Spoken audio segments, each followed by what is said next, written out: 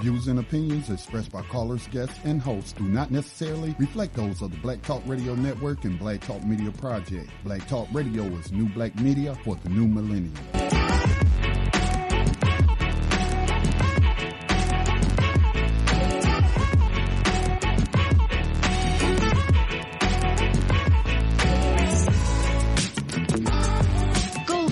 Would have had serious consequences for the world financial system, but may also have empowered the people of Africa, something black activists say the US wants to avoid at all costs. We're slicing cake.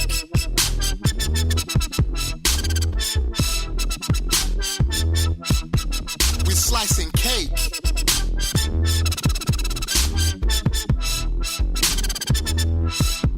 We're slicing cake. Say the US wants to avoid at all costs. We're slicing cake. Say the US wants to avoid at all costs. We're slicing. Gaddafi didn't give up. In the months leading up to the military intervention, he called on African and Muslim nations to join together to create this new currency that would rival the dollar and euro. They would sell oil and other resources around the world only for gold dinars. It's an idea that would shift the economic balance of the world. Countries' wealth would depend on how much gold they have, not how many dollars they trade. And Libya has 144 tons of gold. Welcome everyone to Thando Radio Show, where you got Black Talk Radio Network. I'm your host, Dave from LA, and I got my co-host, Pastor Keith, with me here. Today is a Monday, October the 1st, 2018. We have a live show for you all today. Just want to say thank you for listening and being a part of the program. And I just want to thank you all for being extremely, extremely important to us all and who you are. Greatly, greatly appreciate you all. And we greatly appreciate this network, Pastor Keith. And one way that we can show our appreciation to this network is by making a financial donation to this network to keep the programs that come to you that you have deemed as being relevant and important for you to support it. And I always like to say, you know what? We can't just eat the fruit. We have to feed the roots. We can't just be partakers and takers. We have to be developers and have to contribute. Definitely, very, very important. So you can do that by going to the website for this network, known as Black Talk Radio Network. Almost messed that up. Black Talk Radio Network is the website at www.blacktalkradionetwork. Go to the homepage on the network, scroll down to the bottom, and you'll see where you can make a donation. Hit the donation prompt and give a donation. All donations, great or small, regardless of the overall size, is greatly, greatly appreciated. It's needed in order to maintain this network. Without it, the network will go dark. We can't have that. So if you are taking from the network, if the network is giving to you, well, then show the appreciation and return it by giving yourself. So definitely please do that. You can also support the network by being a member inside of this social media platform for only $24 a year. And that social media platform gives you the opportunity to engage in all of your social media activities without being as adversely affected, meaning that they are not, Black Talk Radio Network and BTR community is not going to sell your information to anyone, okay? So that's very, very important, especially with some of the things that's going on in the world today. We got an article where that's put out in What's in the News for today's show, and it was where Facebook had over 5 million of its overall subscribers that identity was compromised. Of course it's going to happen there. Of course it's going to happen there. It's actually made for that, facilitate for that to happen. So come on over to BTR community where you don't have to worry about your identity being sold, which makes it easier to be hacked. So come on over to BTR community for only $24 a year. You can post things about yourself, your business, other things that you think are relevant within reason, okay, within reason, and you can actually gain from it as well. See, FedBook actually gains from your overall membership. You don't, other than have an opportunity to do some mediocre things, but they actually monetarily gain from it. You need to always be about your business, okay? It's very, very important for you not to Keith, I think it's very important for us to, instead of having a bank account, you have to be a bank, because if we don't take care of what's necessary and what's important, then someone else will bank us. Someone else will bank us. And one of the things how the financial system works is that they realize that they can use you as collateral and they can bank on that. This is something that we all need to do. You need to do individually and collectively. And until that mindset is actually one in which that you have and you see the importance of it and do it, then others will continuously keep you in subjugation. Very, very important. So come on over to BTR community, be a part of the network, and support the network. Also, if you would like to acquire real money, then go to Prosperity Mint. Prosperity Mint is a full-service precious metals dealership. Send them an email, check out what they have in inventory, then send them an email and say, hey, Dave sent me from Thando Radio Show, and then they will respond to you. Excuse me. Okay? Then they will respond to you and let you know what the overall process of buying is. That's the reason why that's there. That's not going to be for any sales or anything else. So please, definitely email them at info@prosperitymint.com. Create your own banking opportunities by you becoming your own bank. Very, very important that you do that, okay? Go to Prosperity Mint and start that. Get real money. Okay, so listen, everyone. Today, we're not going to be able to have a full 2-hour show. Keith and I have some things we have to do, so we're probably going to try to do, of course, we'll do a whole hour, but we'll try to do it a little bit longer, but I don't know if we will. So we're going to hurry up and get into what's in the news and get into today's show. So what I want to do is that some of the things in what's in the news, I want to read some of the things that Roz posted. I missed some of the things last week on Friday, so excuse me, Roz, sorry about that. Rise posted from South China Morning Post. As trade war rages on, China looks inward to keep economy rolling. Check out that article from Rise posted there. Next article, Rise post from Wake Up World, the truth about chemotherapy, the history, effects, and natural alternatives. Very, very important. Great article, Rise. Next article from Anti-Media, Rise posted, UK sending 800 troops to the Arctic to target Russia. Another good article. Next article from Natural Blaze.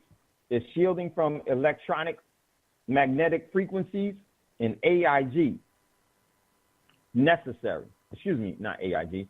In G5. What am I talking about? Is shielding from electromagnetic frequency in G5 necessary? Absolutely. Check out that article.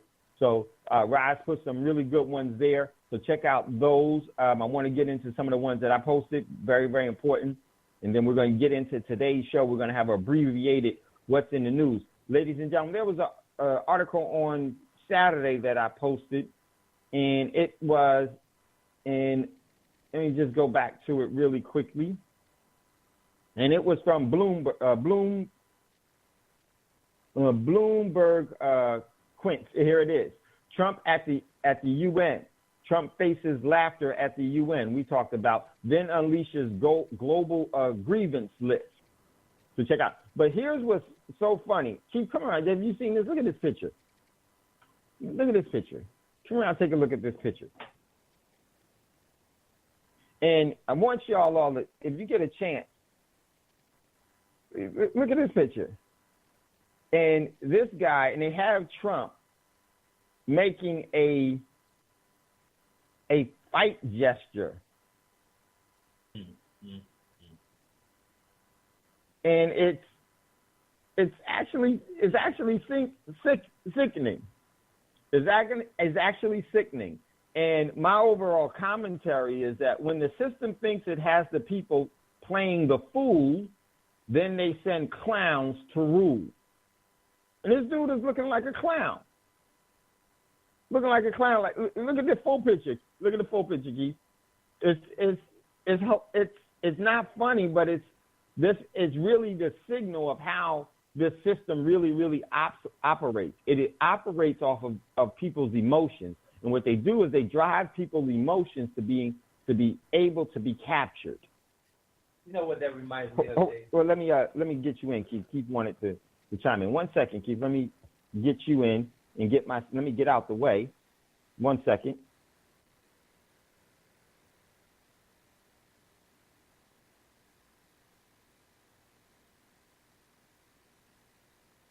Yeah, I'm gonna just Keith. Okay, how's that? Well, it reminds me of back when I used to work as a police officer, and you get to a call for whatever disturbance you go to, and you show up that call, and you work through that call, and you pretty much got it to where everything's taken care of. And then somebody drives up in a squad car, that doesn't need to be there. They just kind of jumped your call, and where you got everything, you got all done, they jump up in their squad car, making all this noise, talking bull crap, offering commands and everything else, and you end up fighting when everything was already taken care of. Exactly right. And that's what that picture reminds me of. I would agree, Keith. I would definitely agree. Yeah, Keith is. I remember that and having those. And then it's funny because with certain people, you're like, oh man, there's certain people that you don't want to show up at their calls, but there's certain people you have to show up at their calls, because if you don't show up at their calls, somebody's gonna get hurt. Especially and there's a lot of things. And one day I guess I will do a show. We'll do a show about that, because there's a lot of things that go on that people are unaware of. And some of our callers may want to know some things about. As being a police officer, because you're a retired police officer from Dallas, and I was a police officer in Los Angeles active for over 15 years and reserved for another 5, so it was over like 20 years. So we pretty much seen it and pretty much done it all, and I see a lot of things that happen, and it's things that you can see what has happened way before because of the experience. And there's a lot of things that the general public, they're naive to, of course, because they don't do it in the inner workings of things. And there's some stereotypical things that are true, but there are some stereotypical things that aren't true. And so I think one day we should do a show, about that, especially for helping people out. Because because I definitely, for certain things, I'll invoke some of my life experience, and I don't like to use the show for that platform, but sometimes it's necessary, and so we will definitely do it. But yeah, Keith, that's exactly what it reminds me of. All right, so let's jump back into it. So that article was one I wanted you to see. They got a clown because they know they've got everybody playing the fool. So they send you a clown to rule. So what we got, and it's not just in one place, but today's show for October the 1st, 2018, it's already October, is the Grandeur Cadence for Imposition. A Grandeur Cadence for Imposition. A Grandeur Cadence for Imposition. And I named it that, Keith, because there's the first article that I posted, and we want to hurry up and get into the show. This is from the Washington Examiner. Ryan Zinke is the Secretary of Interior Secretary. So let me figure out Interior Secretary. Zinke says the U.S. can blockade Russia if needed to keep control of energy supplies in the Middle East as it does in Europe. The United States has the ability with our Navy to make sure the sea lanes are open and, if necessary, to blockade. He was saying that the U.S. Navy could do a blockade has a naval blockade as an option to dealing with Russia, so that they won't get a stronghold on the overall energy in oil and natural gas position of the world. This is what this dude said. Then Russia responded quite quickly from RT International. A naval blockade would mean war. Russia slams the U.S. idea of hampering Russian trade. An attempt to use the U.S. Navy to block Russia's trade would amount to a declaration of war. A high-ranking senator commented on the U.S. and the Interior Secretary's idea of impeding Russia's energy trade through a blockade. Why are they talking about this? And then there was another RT article, Chechen leader, ridiculous U.S. threats to impose naval blockade on Russia. We'll get back to that. Then there's another article. Last night, Iran actually had ballistic missile attacks on targets that they held are holding responsible for the overall military parade attack that happened on the 22nd of September. And the actual missiles came within close landings of the U.S. military base in Syria. Now, how's the U.S. going to respond? Are they going to say that Iran actually attacked them?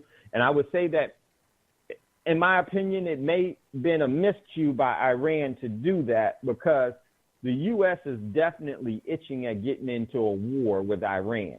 And this would just give that opportunity. So check out that one from Press TV. I went out, Keith. It went out. So check that out. So, and before we get started, another great article from Business Insider. North and South Korea begin disarming their heavy fortified border. So they're taking down the landmines between the two countries, because I think that they're going to be one country relatively soon enough.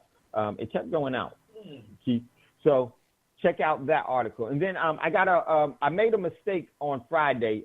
Scotty was correct. I initially said that CERN was responsible for creating the internet. No, they weren't. They were involved in it, but they don't get the credit for creating the internet. What CERN actually did, and I said it in the second part of my comment, was made a mistake, and I'm glad Scotty said something, was that CERN is the one that actually created the World Wide Web. And then there's an actual article that I put inside of the Thando Radio Show's page, and it's from The Hive. I was devastated. The man who created the World Wide Web has some regret. And that was the I think he's a doctor. Yeah, Dr. Lee is created the World Wide Web while working for CERN. So it was actually CERN's project that he is credited as being the creator of the World Wide Web. And so, hey, Dave, just wanted to say that. Yeah, go ahead, Scotty. Yeah, also think of it like this. Now, the World Wide Web is the internet. It's used as a metaphor for the internet, but probably what he's talking about is how the internet was organized and categorized with domain addresses and things of that nature. But before the internet, there was intranet. All intranet means is I'm on a closed network with computers that are linked to each other, and I'm able to get information from another computer by way of my computer because they're all linked. Okay, so that's an intranet. Like, for example, when I worked for Sprint, we all were on the same computer server, but all these other computers were linked. And so, that's how you exchange information. You also brought up HTML, which is hypertext markup language. All that is computerized, or I should say code, that displays a web page in a consumable manner. For example, if they go to Black Talk Radio Network and you look at a post, you're going to see some images, you're going to see some text. Well, if you look at the code, you don't see the image. What you see is computer code telling your computer where to display the image, where the image is located on the internet, and also the type of text, whether it's bold, whether it's regular text, whether it's a different color text, or what have you. Now, what the internet is all of these computers that have opened up their files to the public. and we're able to access all this different stuff. Like, for example, Black Talk Radio, Black Talk Media Projects, BTR Community, it's all on the same server, okay? But right. you are accessing files on that server that make up those websites. I probably did a poor job explaining that, but no, you did. No, you did, because there is a difference between intranet and internet, and that was my mistake in talking Friday, and I really meant to say the World Wide Web, but I know I did say the internet, and then when you said no, Dave, that was, and I said, wait a minute, I said, oh yeah, that's right, because the internet and the World Wide Web is two different things. No, Scotty, that is explained correctly, and that's what I appreciate about our, just this whole platform, is because we all can, we make mistakes, and then it's in our best interest to get the information out as more succinct and true as we possibly can, and that's what I do appreciate about this whole platform. So yes, but okay, so check this out. Here we go. Want to get straight into today's show, and very important because Iran just attacked what they are holding responsible, the terrorists that they hold responsible for their Iranian Revolutionary Guard parade massacre that happened on the 22nd or around that time of September. And they directly blamed Israel and the U.S. and Saudi Arabia. Last night they had a ballistic missile attack that they actually hit targets. Keith, and their ballistic missiles traveled 700 miles.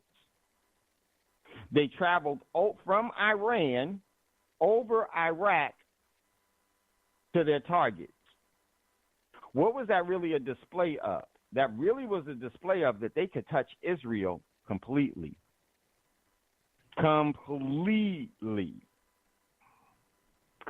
700 miles. That, and they were, and their overall ballistic missiles were accurate. That's what I was gonna say, and they're accurate. Yep, and they were accurate. They hit target. So right now the and I was worried. Remember last week I said we got to watch this area for the next 2 weeks, because I believe that. Now, one thing I want to say is that before we get into today's show is that, well, we're in today's show right now. I want to just say this about that whole region. Now, Russia has already have S-300 air defense systems around their bases, their two seagoing bases their one seagoing base inside of Syria. So the country already had the S-300. So they probably had about 3 or 4 of those S-300s to guard to protect the overall interest of the Russian base that's there. So that's already 3 of them that are in country, and now they just sent 8 over. They probably had already in country established 6 of them, and then now they're sending over, some more. And the actual, it was too fast from when the plane was shot down to when the overall planes with the equipment was there. And that's because they were already there, or already going and already pre-positioned. So what they did is they may have had 7 of them that they're sending over. They sent over 4, and the last 3 they have as the overall ones that they're showing that's coming over to response from the plane being shot down. So believe me, Syria already has, in my opinion, the full S-300 anti-aircraft defense system that's there. I wouldn't even be surprised in some areas they have the S-400. The S-400. So, and with the U.S. talking about, and I want to go to this article real quickly. Here's the article, and this one comes from the Washington Examiner. When the Interior Minister of the U.S., and now, why would the Interior Minister talk about a naval blockade of Russia? That's because that's what they've been talking about in their overall cabinet meetings. This is really the plan that's being spoken about. And so recently, the celebrity Interior Secretary Ryan Zinke said the U.S. Navy can blockade Russia if needed to keep it from controlling energy supply. Controlling energy, see, that's the whole key, because who's controlling the energy supply of the world now? The U.S. military was the de facto controller of the energy supply. They don't want any competition. Well, that day is long gone and over. So the article goes on. In the Middle East, as it does in Europe, the United States has the ability with our Navy to make sure sea lanes are open and, if necessary, to blockade. Now, this is very important. Remember, there was the naval blockade that the U.S. used in Cuba, so-called, to de-escalate the overall missile crisis in Russia. In my overall opinion, Khrushchev was smart. He let them do all of that and then pulled out because it wasn't time yet. Then they had the naval blockade of Japan, and that caused Japan to have to do what? Attack the U.S. So the U.S. had already declared war on Japan when they had the naval blockade. They're actually having the naval blockade in Cuba. That is an act of war. Whenever you affect a country's trade, you are actually smothering their economy. You are putting them in a position to have total economic chaos that will cause for the collapse of their overall country. So it's an act of war, right? See, you could get away with this stuff with small countries that can't defend themselves. And as you said before, Keith, the U.S. has never won a war. You can do that stuff against small countries. But let me get back to this, and then I want to get to something that I want to get played. Here we go. The Interior Secretary, the United States has the ability to make the Navy sea lanes open and, if necessary, blockade to make sure that their energy does not get to market.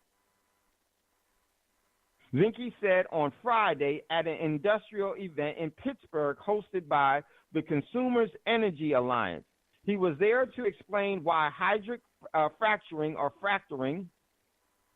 and the shell energy boom has given the United States an edge over its rival Russian and Iranians, but making the U.S. less dependent on foreign sources of energy.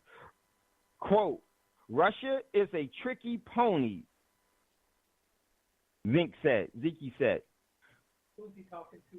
He talked to, he was at a conference in Pittsburgh that was hosted by the Consumers Energy Alliance. Russia is a tricky pony, explaining that the economy hinges on the ability to sell energy. I believe that for this reason, they are in the Middle East, and this is what they want to broker. They want to broker energy, just like they do in Eastern Europe or the southern belly of Europe. The Trump administration has been adamantly opposed to the Russian energy project since the Nord Stream 2 pipeline to Germany, because the leverage it would give over Europe. President Trump wanted the Europeans to buy more U.S. natural gas to diversify the continent's energy supply away from Russia. So once again, it's always about what? Energy and resources. See, when you control resources, you can subjugate the world. This is how they're subjugating every single person in the world, because they have the resources to subjugate. When you don't have resources, you have a boss. You have a boss. One more. Hold on real quick, Keith, and I'm going to go to you. On Iran, the situation is very similar. Zinke explained. National security, why? How are we going to deal with Iran? Well, there are two ways. There is the military option, which I would rather not. There is the economic option, he added. The economic option on Iran and Russia is more or less leveraging and replacing fuels. We can do this because the United States is the largest producer of gas and oil. That's what was said. Chief, you wanted to chime in real quick on something? Yeah. So let me pull you up. Let me get out the way. 1 second, Keith.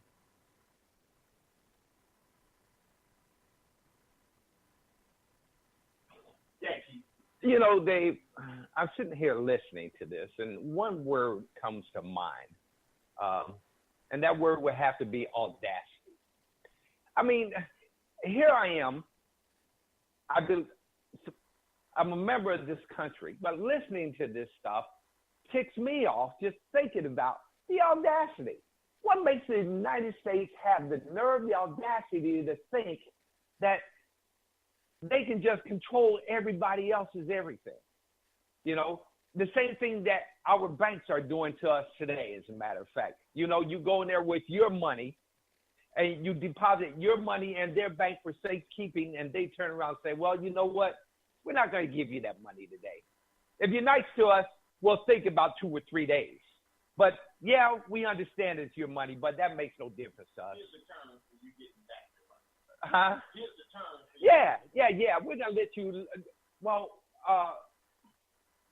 let me ask you a question. What do you want the money for? You know, it's my money. But that's how we operate.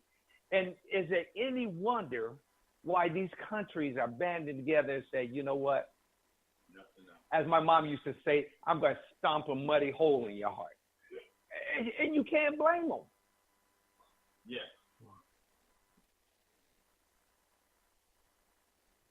So true, Keith. And Hey, I think Dave. Scotty wanted to chime in. Then I want to read to you the reply that Russia had. So it's so true, Keith. They're going to set the terms and the conditions for what's yours. That means that they consider you property and resource of theirs. They have 2 lives, you have none. And we've actually been groomed and indoctrinated to think that this is normal and to accept that as the best way of life. And then we start to praise and we start to have idolatry, and we become fans and fanatics of a system that subjugates us because we no longer know who we are. We are bound to what we've been told we are. And they say, welcome to the United States. You're a good citizen, and this is the rules that you shall obey. And it's the real reason and real cause for our subjugation. It really is. Now, from that, Russia responded to the Interior Secretary speaking about what the administration is planning to do. And this comes from RT Today, Russia Today. It says, naval blockade would mean war. Russia slams the U.S. idea of hampering Russian trade. An attempt to use the U.S. Navy to block Russian trade would be amount to a declaration of war. A high-ranking senator commented on the U.S. Interior Minister's idea of impeding Russia's energy trade through a blockade. A U.S. blockade of Russia would be equal to declaration of war under international law, he said, the head of the Russian Senate Information Policies Committee. Commenting on a report that the U.S. Interior Secretary suggesting that the U.S. could use the Navy to block U.S. energy from hitting Middle East markets. One thing I want to say, they also remember that there was also McCain and Graham that was advocating. Clinton was too, and Obama was too, advocating putting a no-fly zone inside of Syria a while ago.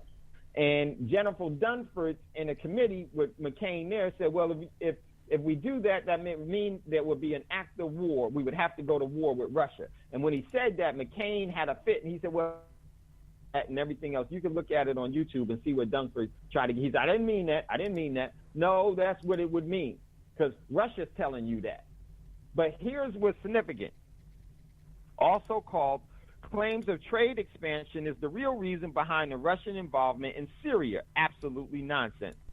The very idea that Russia could potentially supply energy to the Middle East, which is literally oozing with oils, is absolutely detached from reality. Indeed, Russia does not supply any energy to the region, which in itself is a major exporter of oil, and has never announced its plans to do so. The Russian senator added that Zinke's statement is on par with Sarah Palin's claim that she was qualified to be talking about Russia since they were next door neighbors and that she could actually see Russia from Alaska. The former Alaskan governor made the statement in an interview when she was the Republican vice president, not the candidate, in 2003. And it went on. Let me just say this. Let me just hit you with this. An attempt to put pressure on Russia are not going to end in anything good. A member of the Russian Senate Defense Committee told journalists, adding that they would lead to a major scandal at the very least, and Washington should clearly understand. The Russian MP called Zinke's word disturbing. It is unsettling that our partners once again resort to threats, sanctions, and unfriendly actions. Instead of discussing the pressures of international issues, a member of the State Duma International Affairs Committee said. He said that Russia has something to respond with, but such actions would only lead to an escalation of tensions if called upon. Washington seems to be bothered by Moscow's international trade. The Trump administration has been seeking to replace Russia as a European gas supplier by boosting exports of its liquefied natural gas, even though Russia's gas is a cheaper option for Europe. So it goes on. And there was one comment, one of the Russian people said, for the Interior Secretary, he said, instead of you talking and saying dumb stuff, instead of talking, you should just chew gum. Whenever you want to talk, just decide to chew gum. Hey, but Dave, here's what they're saying. It would be an act of war. Yeah, go ahead, Scotty. Yeah, oh, man. I mean, everything you've been talking about, I have been witnessing in the past 48 hours. So you may not be aware of this. This is one of the things y'all touched upon. John Bolton and Joe Lieberman. Remember former Senator Joe Lieberman, sure, who was Al Gore's running mate, who's a filthy Zionist? Well, anyway, they over the weekend, they both gave speeches where they were bragging about sanctions on Iran, causing their housing market to collapse, talking about punishing the people. They wasn't talking about like, okay, if you go to the Real News on YouTube, they did a segment on it, the one that's out of Baltimore. Aaron Mate is the reporter's name, but he was actually at those events, and the way he said it, or it might have been Colonel Wilkerson, who used to be an assistant to Colin Powell. But he was interviewing Wilkerson, and they were talking about these comments by John Bolton, who is the new White House National Security Advisor, and then Joe Lieberman. And they were bragging about the punishing effects that the sanctions were having on the everyday people in Iran. Not that they were having on, let's say, these, as you call them, celebrity figureheads, but punishing the people, to force the people to overthrow their government, okay? And like you said, they were openly bragging about an act of war. It is what I was thinking when I was saying this. I mean, when I was listening to them talk. And then also, I can't remember exactly who said it. It was somebody in the Trump administration. But they were. I'm gonna paraphrase what they said. I'm gonna give you the spirit of what they said. They were talking junk to Germany for getting energy from Russia. Okay. Yeah. Yeah. Just saying like they ought to be ashamed of themselves for being sovereign and engaging in international trade. And so then, but this is something that hasn't got a lot of attention. A U.S. naval ship wanted to dock in Hong Kong, which is no longer under the control of the UK, but it went back to China a decade or so ago. China refused them entry into that port, and they couldn't dock and had to go back out to sea. So, and we also know that Iran, if they wanted to, they could shut down the Strait of Hormuz, and ain't no oil getting out that region nowhere by nobody. Right. So just the hypocrisy. And this is why the United States relies on the religion of nationalism, what they call American exceptionalism. USA, we the best country on the face of the planet. We the free. And then Donald Trump just got through talking at the UN about respecting a nation's sovereignty. These are the biggest hypocrites on the planet, man. And I just glad that, you come on air and you point these things out, because we don't have a lot of media that targets our people, black people, African Americans, who bring this perspective. And, we really don't. They're probably on there clowning somebody in talking about Cardi B getting arrested for starting a fight in a strip club or some other, celebrity nonsense, including political figures. And one last thing, Dave. Now, everybody was hyping up this dude, Andrew Gillum, and I don't know a lot about him, that's running for governor in Florida, and everybody's putting the focus, not everybody, but a lot of people's putting the focus on his skin color. Oh, he'll be the first black governor of Florida. But this dude just recently praised Trump and them for putting sanctions on Venezuela and talking about dictators need to be sanctioned. So that's all day. Go ahead, Keith. Hey, Scotty, I just want to take it back on what you said also a little bit when you were saying that those were acts of war. Those aren't only acts of war. They're also violations of international law, So if you look at what we're doing, for us to be talking to the United Nations about the several things that we're talking about, and we're in the process of violating international law on a daily basis.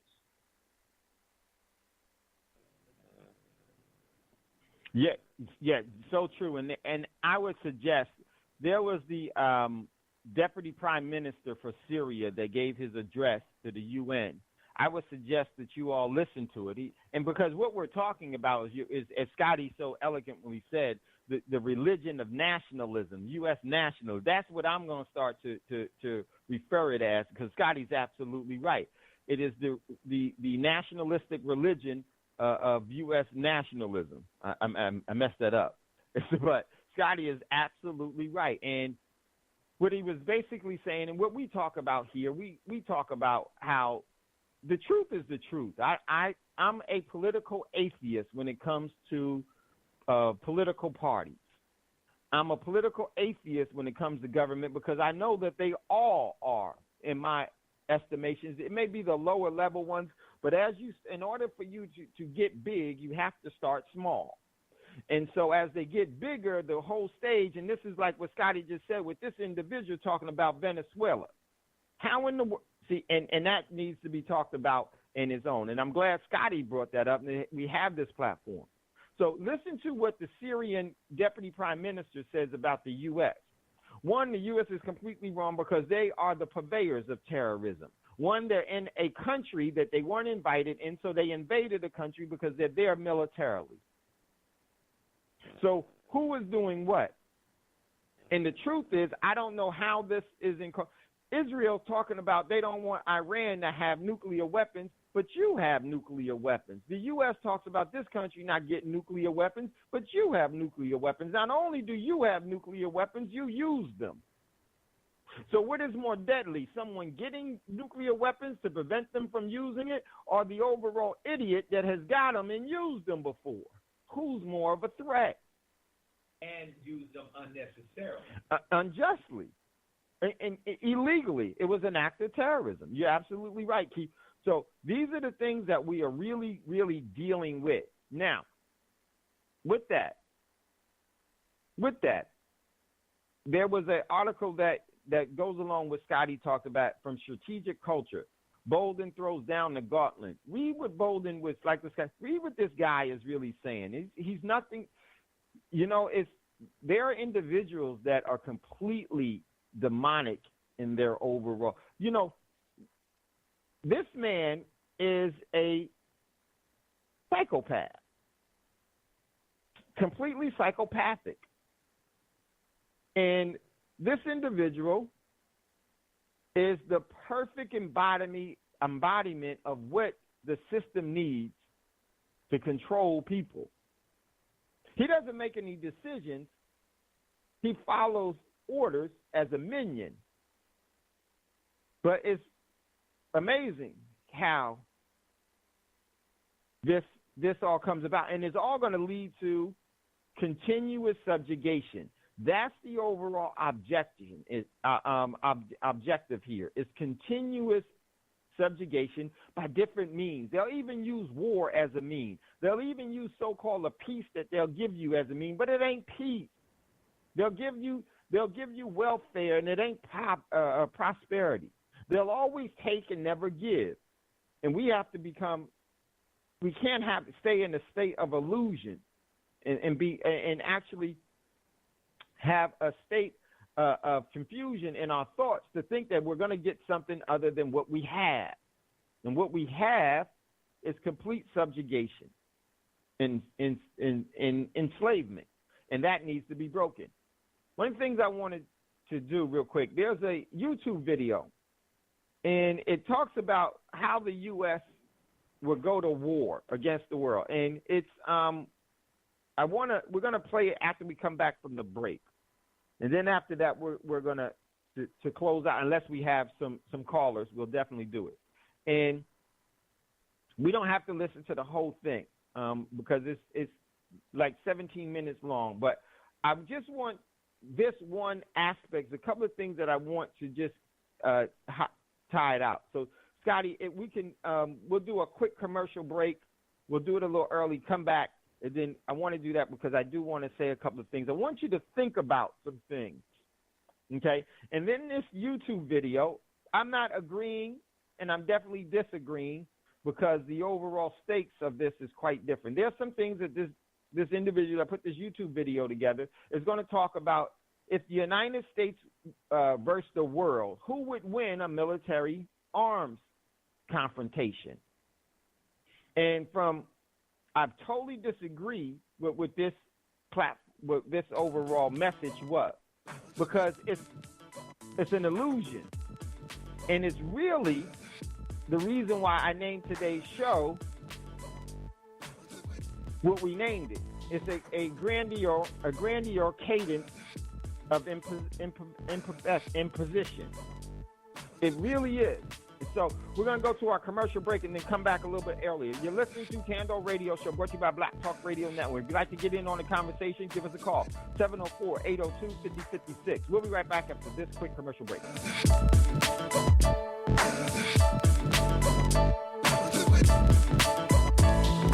Hi, the Black Talk Media Project would like to invite you to become a member of the BTR Community subscription-based social media platform. BTR Community is a platform that was set up for the listening audience of Black Talk Radio Network, the #1 independent black radio network online.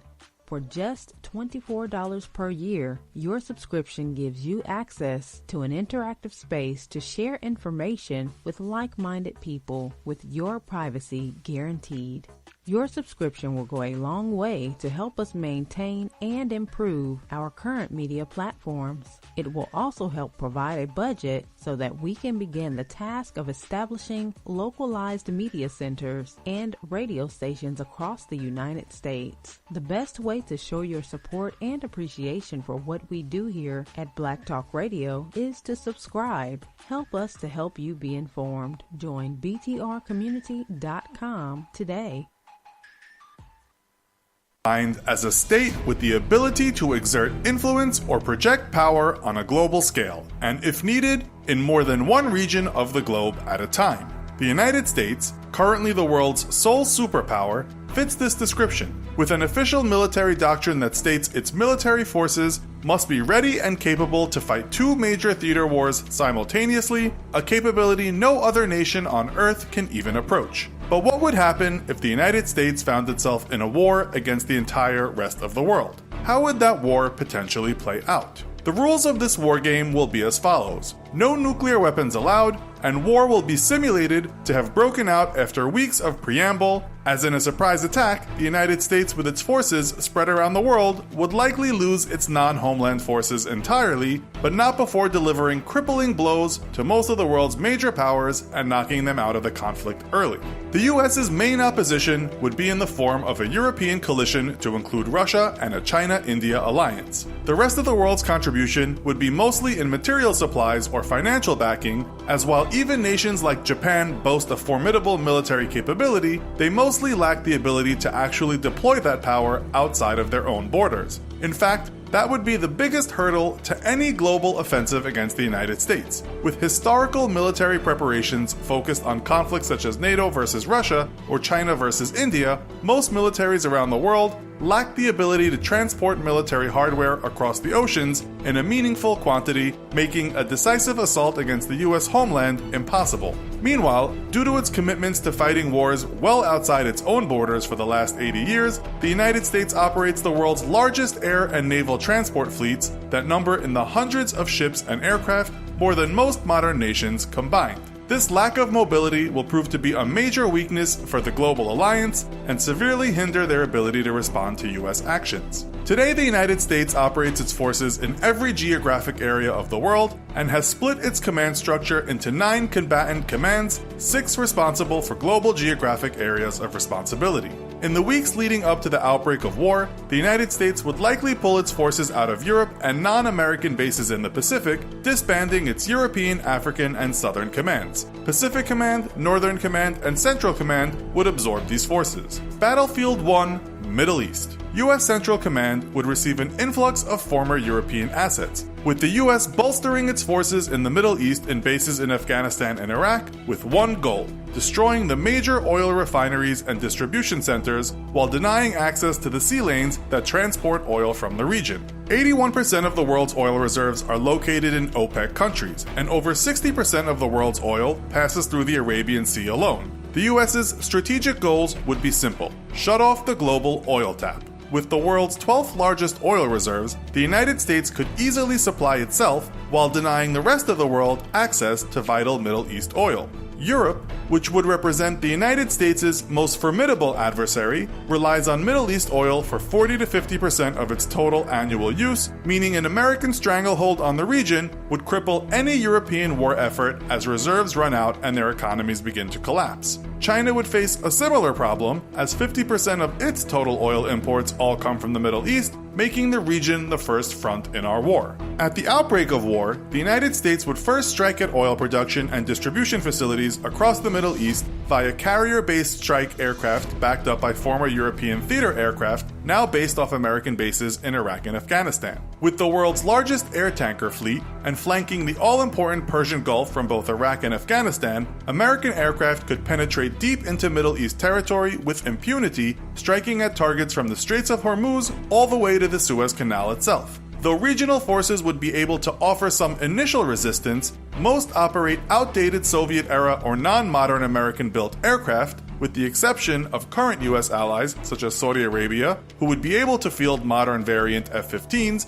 Typhoon Eurofighters, and Italian British Tornado multi-role strike aircraft in small numbers. Without European support, however, the air war would go very poorly for Middle East powers for several reasons. Firstly, lacking a joint unified command, each nation would be unable to coordinate its air assets with its neighbors, resulting in confusion and low sortie rates. Most Middle East powers also field very few electronic warfare or early warning and control aircraft. Turkey, Saudi Arabia, and Israel would represent the most formidable threats to American air power, yet neither nation fields dedicated electronic attack aircraft, while the US is equipped with over 200, mostly F-35 variants and EA-18G Growlers. Without adequate numbers of AWACS and electronic warfare assets, Middle East powers would be unable to coordinate the large amounts of sorties needed to counter US air power, and they'd find their aircraft and ground-based air defenses actively jammed or spoofed by American EW assets. In the opening days of the Middle East War, the US would likely see moderate casualties among its air forces, as it would be mostly operating against obsolete aircraft and disorganized or inexperienced air forces. The greatest threat to US craft would come from ground-based air defenses, which range in obsoletism, yet remain a formidable obstacle to US air power. With a concentration of American power in the region, it's a foregone conclusion that Middle East powers would have begun to move their air defenses to protect vital oil shipping routes and manufacturing/distribution centers. Yet Desert Storm proved how effective the United States can be at dismantling a nation's air defense network, and most nations in the region have invested little into modernizing their defense infrastructures in the years since. The US would suffer most of its losses to its fourth-generation aircraft such as its F-15, F-16, and F-18s, while its fifth-generation F-35s and F-22s would prove much more difficult to contend with. With an inventory of 385 active F-35s, over 1,800 more on order, and 197 F-22s, the US retains the only operational fifth-generation air fleets, with current allies fielding a token force of F-35s purchased from America, and the Russians and Chinese still not fielding combat-ready fifth-generation aircraft. Despite its technological and operational superiority, however, sheer numbers would present a threat to American forces. So instead of seizing key oil production or distribution facilities, the US would instead focus its efforts on keeping those facilities and trade route choke points shut down while defending against attacks on its air bases. A single sunk supertanker could block the Suez Canal for weeks, shutting down one of the most important oil trade routes in the world, while constant harassment by American air power would make the Straits of Hormuz impassable. With few major naval threats in the Pacific, American Pacific naval forces would be split between containing China and bolstering U.S. Central Command forces in establishing a blockade of trade routes across the Pacific and Indian Oceans. With 20 carriers, 11 of which are supercarriers, more than the rest of the world combined, a blockade of the Indian and Pacific Oceans would be easily achieved. With a staggering 80% of global oil trade passing through the Indian and Pacific Oceans, the rest of the world would be forced to abandon any plans to attack the U.S. homeland and first try to dislodge the Americans from the Middle East. Yet they would be doing so while operating on a ticking clock as domestic oil reserves begin running dry.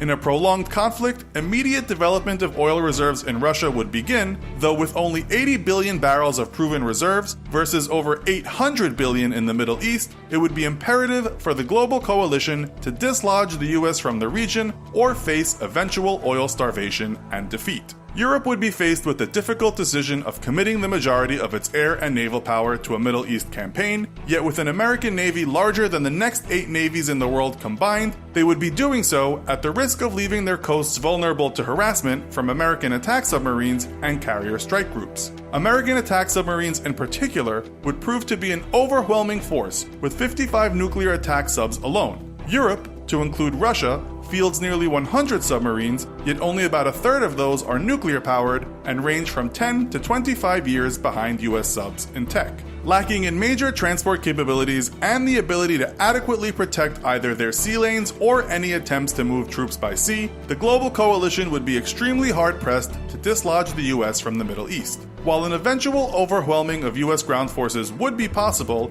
it would take weeks of buildup and slow moving of forces via ground routes to avoid American submarines. Victory in the Middle East would be possible for the global coalition, but would only come at great expense of dwindling oil reserves, and any attempts to reopen the Middle East trade routes would certainly fail, as the US would concentrate its nuclear attack subs and carrier battle groups in the region. The coalition would be forced to rely on existing land-based pipelines, though these would not be enough to sustain the world economy, and the United States would certainly commit its stealthy B-2 bombers to the destruction of these pipelines and any attempts at building new ones. In short, a land victory would be probable for the global coalition, but without the ability to challenge the US Navy, global trade routes would be permanently shut down, effectively crippling the economies of coalition nations and the war effort.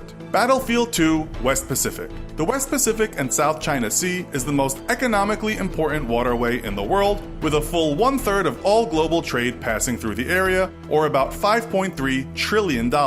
China, South Korea, and Japan would especially have a vested interest in keeping these sea lanes remains open, yet none of those nations field a true blue water or deep ocean navy. In a global war, the United States would invest the majority of its expeditionary firepower in the West Pacific, having little to fear from an Atlantic incursion by European powers due to their lack of major military transport capability and navies designed for decades to engage Russian ships in literal combat rather than blue water operations. Japan would pose a significant challenge for U.S. forces due to its very modern and robust self-defense forces, yet the island nation could be largely ignored due to Japan's lack of air tankers, limiting the range of its strike aircraft and 70-year self-defense military doctrine, which saw the nation only recently begin to build an expeditionary capability. With 155 F-15s making up the bulk of Japan's air force and only a combat range of 790 miles, it is doubtful the island nation would risk its 5 operational airborne refueling tankers to attempt offensive operations against the US Navy and its over 1,000 fighter aircraft, instead holding its air forces in reserve in case of an American attack on the homeland. The US's first goal in the region would be to cut off all trade routes passing through the South China Sea. China would represent the US's biggest global adversary, yet like every other global power, to include Russia, it too lacks the navy and the transport capability to actually threaten the US homeland. In order to deny the nation the opportunity to build this capability, the US would immediately move to cut off Chinese trade through the South China Sea, something China would be particularly vulnerable to as over 60% of its trade is delivered by sea. Though China lacks a navy formidable enough to threaten US Pacific forces, it more than makes up for this shortcoming with its ballistic missile forces. Its DF-26 ballistic missiles each have a range of 3,000 to 4,000 kilometers and would threaten any US base or ship as far out as Guam. At the outbreak of war, China would immediately launch a withering missile strike against American facilities on Guam. While Guam would be defended by THAAD, or Terminal High Altitude Area Defense Anti-Missile Systems, Aegis-equipped destroyers, and Patriot missile batteries, China would rely on heavy saturation strikes and overwhelm American missile defense systems, decimating the majority of American ground targets on the small island and rendering it inoperative as a military forward staging area for weeks.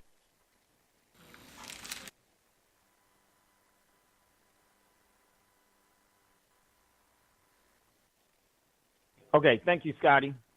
Just wanted to, you heard that, first of all, sound pretty good, but sound really, really good, but it's a facade. It's a facade.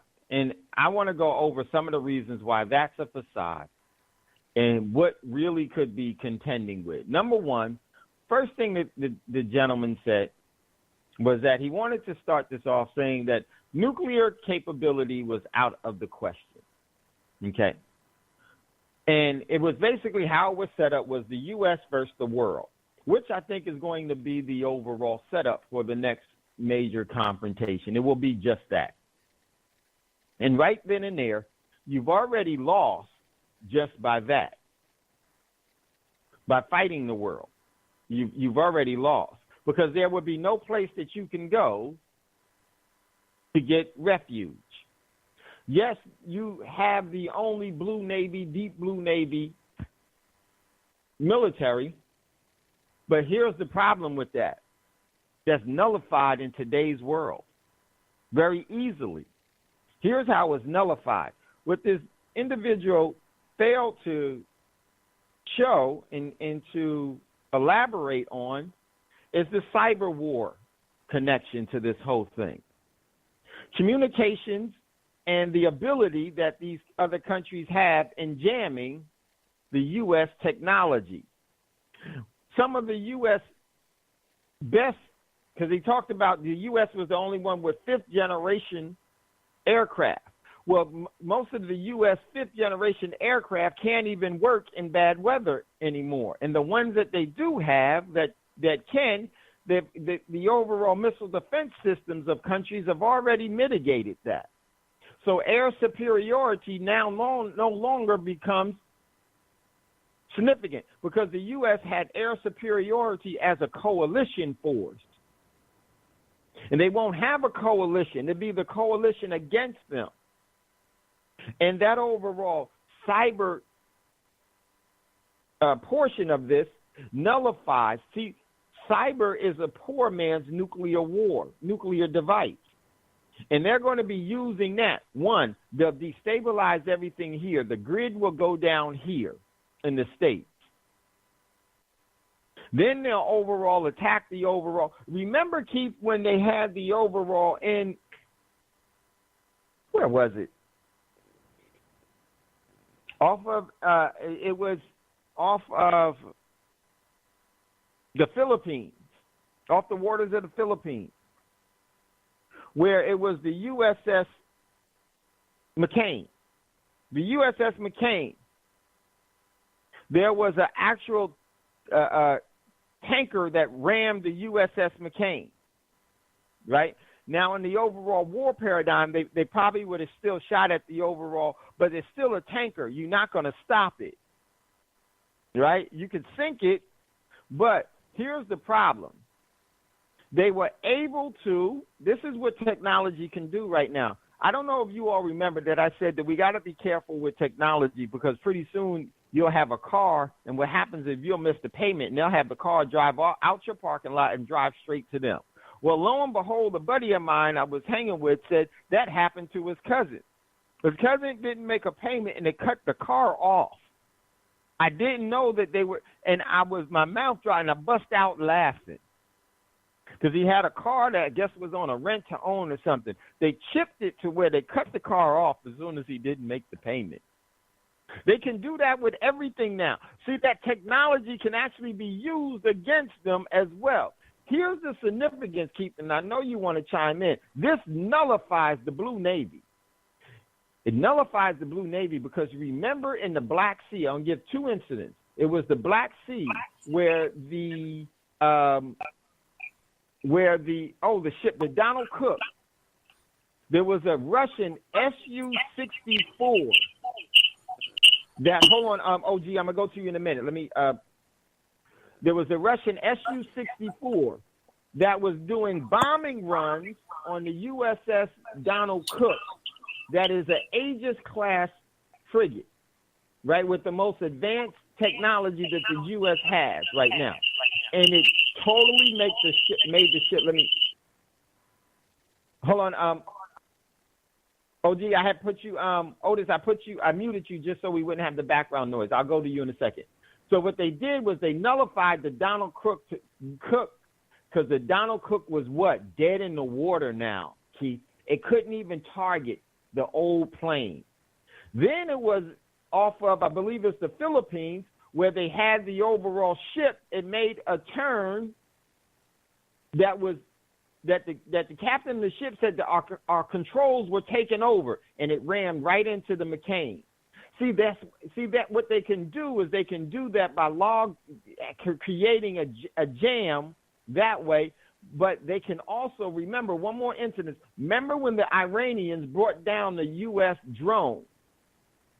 They hacked the drone and caused it to land with all of his equipment and everything else. This was the Iranians. What do you think the Chinese can do? What do you think the Russians can do? Hey, Dave, real quick. What do you think didn't the Koreans can do? What do you think the Indians can do? India can do in that overall cyberspace. So what this gentleman was talking about was outdated. See, that is the overall glorification that gets you killed. That emboldens you to be arrogant and bully another country and to think that you are the predominant country, and then you allow them to do what they do. And then guess what? When the reality strikes, one, you can't turn off the nuclear option because those countries will not lose the war. Hey, Dave, didn't Russia just black out U.S. satellites in Syria? I forget exactly what happened, but you were just talking about that last week. Yes. Yeah, we talked about they took out all of the U.S. spy satellites and darkened them. So Keith wanted to chime in, then I want to go to OG, who has something to say. Hold on, Keith. Let me get off. Yeah, there's a couple of things that you talked about. One, when you thought was funny that they could shut off those cars. Yeah, they've been doing that for a long time. But now, like you said, they're not shutting off cars now. They're actually commandeering them. And they can do the same thing. Because if you can't remember, when that ship And I believe the one that you're talking about was the one where 11 people drowned and the captain got fired. If you can remember, about the same time, that wasn't the only incident. There was another incident with another ship, and what they said was they never saw those ships approaching them or anything else. Now, those were some of our better ships, if I can recall. They're some of the latest ones. And they had, because the big question was, well, how in the heck is a ship going to ram you?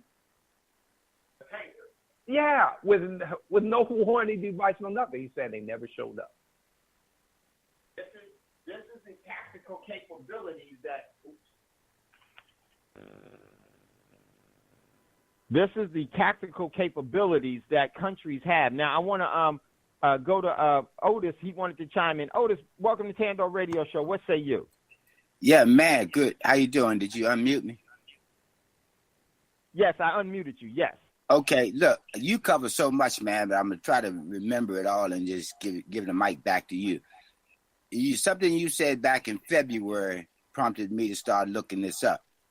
Trump actually told on himself with the energy crisis, and if you remember, that's when he really got into it with Tillerson, because Tillerson wanted to take care of running ExxonMobil gas lines and keep with his companies, his former companies' agreements with Russia on how to develop that pipeline to Europe and share the revenue. Trump's faction came in, and they want it all to themselves. You also covered something else, too. Remember, China just recently turned down the docking of a U.S. naval ship to Taiwan. Then you covered something else about 2 months ago, the fact that China is not trying to do sea dominance by using ships. They've actually done it with man-made islands, which has caused the U.S. to change a lot of things. And then the other thing I wanted to touch on is you ran that audio, but the truth is that guy lied. The F-35s that he claimed are fifth generation are so good, you can do any research you want. The last 10 years alone, over 60% of that fleet is not airworthy due to what? Technological problems. As a matter of fact, I'm here about 20 miles away from Langley Air Force Base, where they put a squadron of them here, and most of them stayed grounded for just that reason. Everything from the ejection system to the supposed to be advanced warfare monitoring system is full of problems. So what they're telling you in numbers, over 200 of them, the majority aren't even airworthy, and we're still pumping money into it. The other thing I wanted to touch on is he said, talking about dominance in America. This country threatens nuclear dominance and the use of nuclear weapons, but what they won't tell you is we've gone against every kind of doctrine around the world because we've used white phosphorus and depleted uranium on troops every war we've had since the first war, Gulf War. So this country is just a complete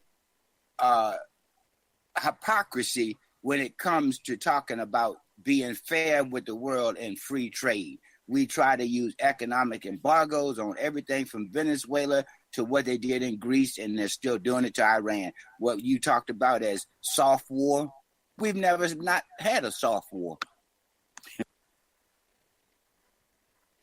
Well said, OG. And yes, he went on. And, you know, a lot of the U.S. Nuclear capabilities are outdated.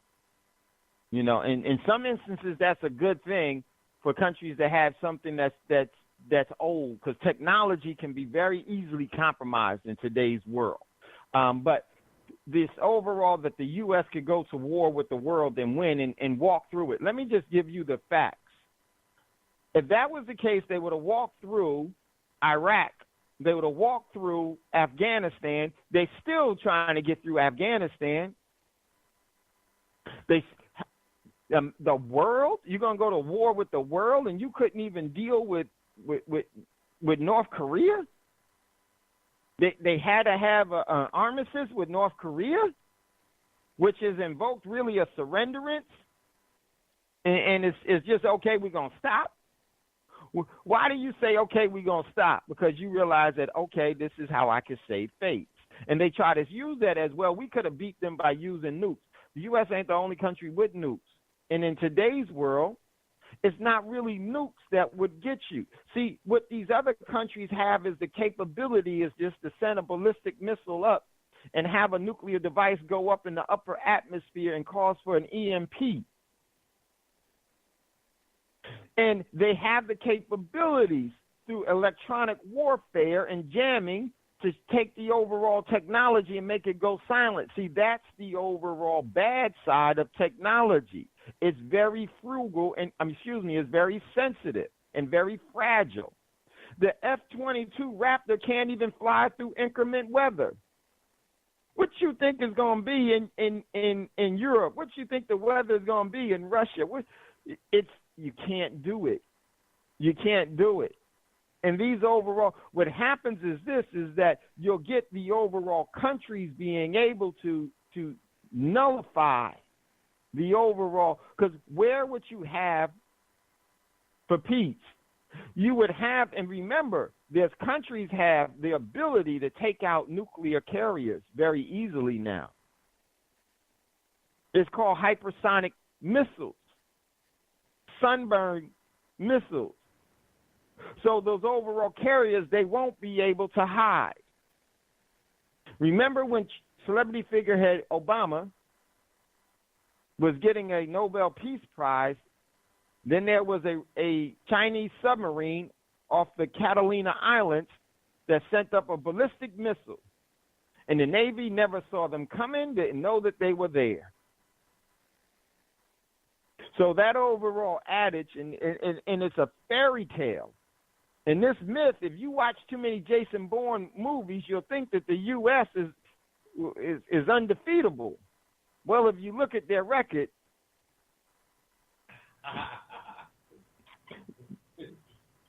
it doesn't hold water. And this is very, very dangerous, this type of thinking, because these are the overall, this is the momentum and the movement that's going to be waging, because they can't win against the world. Hold on, Keith wanted to chime in, then we're going to go to Otis again. 1 second, let me get set, Keith, for you. Go ahead. The other interesting thing that we haven't touched on is, okay, so let's say like they nullify our technology. I think we got a standing army now to what? How many million is it? 3 million? And think about the overall, they're actually war-torn. Absolutely. Look, a lot of people don't realize that in Vietnam, you were only obligated to do one tour. And to do multi-tours, you pretty much had to volunteer. Whereas these guys now, they're doing 5, 6, 7 tours and have been for the last how many years? So now you have armies that almost have the population of the entire United States. More than one. I think China's 200 million. I think India's close to 200 million. You know, to sit here and discuss the United States going to war with the world is nothing less than laughable. I mean, it really is.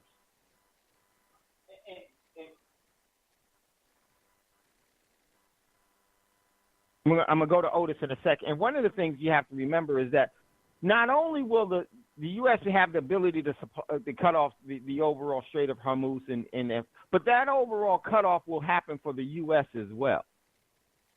Because think about everything comes into this country. What does this country produce, and what does this country make? And you got to remember, these countries already have operatives already in country here that totally nullify and destabilize your whole base. So no, it can't be done. It can't be won. Keith wanted to chime in. I'm gonna go to Otis. 1 second, Keith. So what one of the things was several months ago, I went to my niece's graduation. She got her PhD from Georgia, and I was obviously I was extremely proud. Young black female getting their PhD. But as I sat there and watched this graduation, I I was also impressed by the number of the black people that were getting PhDs. I was like, wow, this is all right. But as I watched farther, I noticed a couple of things. I saw a much larger number of black people getting PhDs than I thought. And then I also watched the white people, Americans, getting their PhDs. But they were getting their PhDs all in sociology, something that's real big now. They call it workforce. It was psychology and all this. But as I watched farther, I watched the foreigners. It was the foreigners, a whole myriad of them. And they could have been Asians, they could have been Iranians, Middle Easterners, whatever. But they were getting degrees in technology, physics, dynamics, all of these high-end technical degrees that required all this math and all this higher learning type stuff compared to all the Americans. As a matter of fact, it went so far that when I was still working with BPD, I was talking to a doctor. And as I talked to him, we got into different conversations. And I asked him, I said, out of all the doctors that you work with, what does your makeup look like? He said, I'm the only white. He said, all the rest are foreigners. He said there were Indians and everything else. So if you look at, and then one last but not least, there was an article, I think, by Bill Gates. And what he was talking about, he was saying, there's a myth that we do all this work in China because of cheap labor. He says, us doing work in cheap labor, that hasn't been the case in 10 years. He says, the reason why I do my work in cheap labor is because the craftsmanship and the specifics and the accuracy of the work that has to be done by our corporations, I can go to China and I could fill up warehouses of people capable of this type of work. He says, I can't come here and find a room of Americans to do it. Whereas I could fill up whole stadiums of these types of people to do that work. Here they are incapable of filling the positions that we need. Again, when we start painting somewhat of a realistic picture of what we're looking at, bleak is an understatement.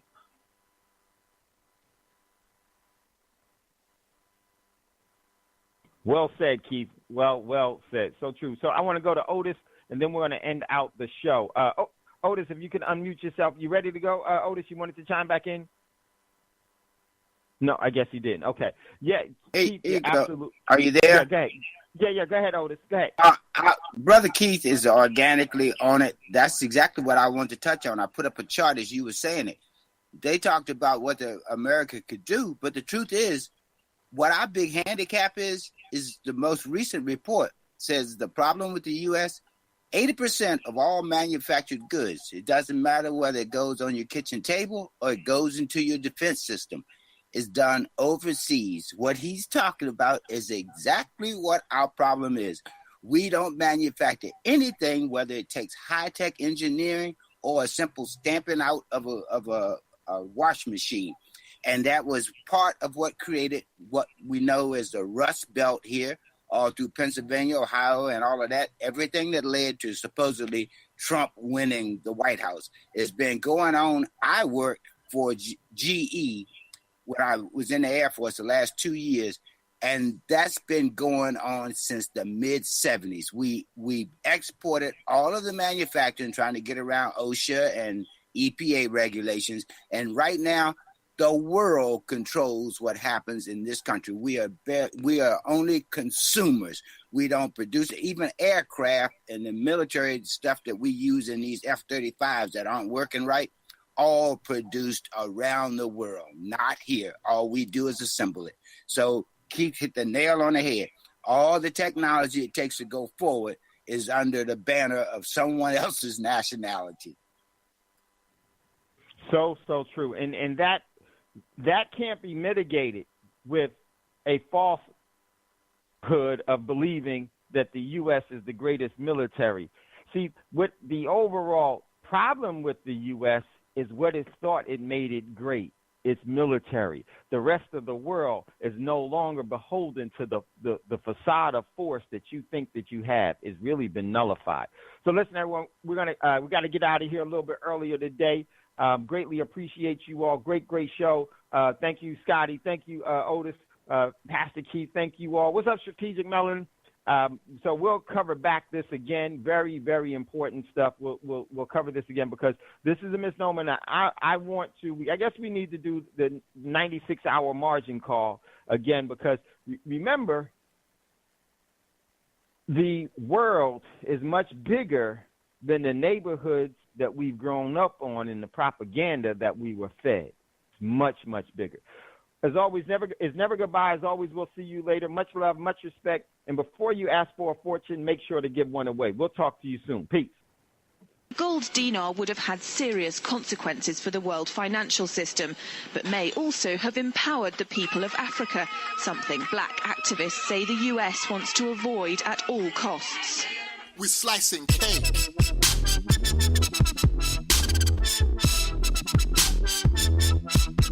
We're slicing cake.